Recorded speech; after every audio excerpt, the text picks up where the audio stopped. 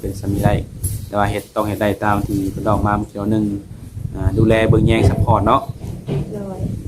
ดูตั้งแต่ล้มผู้บ่าวมานี่มีบ่คนอยากมาหาน้องบ่มีคนอยากให้น้องไปหามีบ่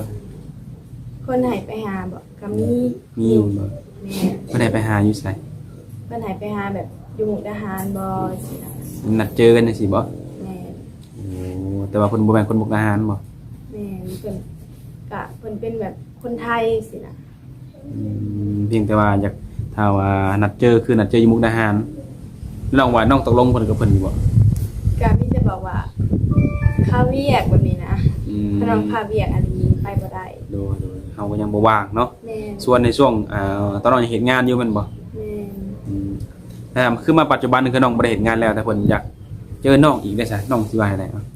ก็ได้ก็ได้มาบัดนี้ถ้าไปสิเอาไผไปนำไปกับหมู่เนาะประกาศไปผู้เดียวยันว่าเอาคนในเฮือนไปนำก็ลองเบิ่งเนาะถ้าว่ามีผู้ชวนเนาะบางทีบางคนก็นึงมากก็เอาพ่อแม่ไปนำแบบไปเบิ่งง่ายๆคือไปเบิ่งลูกเคยในอนาคตเนาะถ้าว่าเพิ่นมาจีบเฮาหั่นนะหรือว่าสะดวกไปกับหมู่ก็ไปได้เนาะโดยแต่ว่าคนเดียวนี่ก็ยังบ่กล้าไปว่าซั่นเนาะแม่ถ้าเพิ่นสิข้ามมาหาน้องอยู่แถวเซโนนี่ไปหาเพิ่นได้บ่ซะได้แม่นบ่โดยโอเคเนาะเดี๋ยวมันมีหนุ่มๆอยากมาเที่ยวลาวแล้วก็อยากเจอกับน้องอยากคุยกับน้องเนาะการเรื่องหน้าตาเพิ่นน้องก็บ่ได้ระบุบ่ได้จำกัดแม่นบ่เพิ่นจะรอหรือบ่รอก็น้องก็สามารถลงได้เอาเป็นสามีได้บ่คนบ่รอได้เนาะมั่นใจเนาะบ่แม่นว่าได้ล้มกันแล้วแม่นตัวจริงเพิ่นบ่รอบ่มักเพิ่นบ่ได้เด้คือน้องในความส่วนตัวคือมักผู้ชายแบบมีอารมณ์แบบใดนิสัยแบบใดน้องแบบว่านิสัยดีสินะบ่กินเหล้ากินเบียร์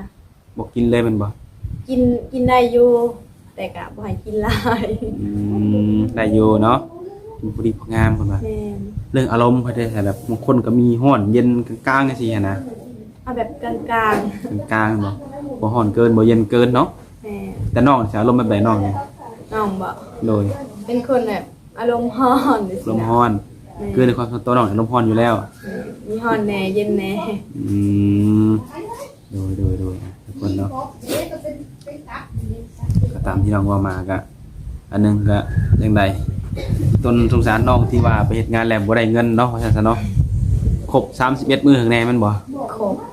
กายซ้ำอีก